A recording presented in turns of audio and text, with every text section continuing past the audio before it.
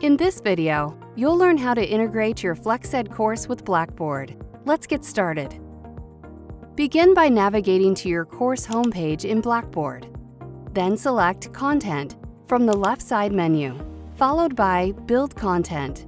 Next, select Web Link. First, create a name for your FlexEd course. Then, enter the launch URL provided by your FlexEd rep. Check off the box to indicate that this link is to a tool provider. Finally, press Submit. In your Content folder, you should now see a link to your course.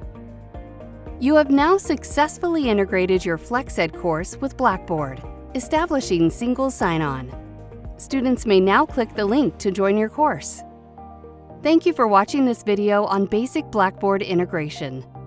For additional training videos, please visit our training website, xanadu.com/flexedgetstarted.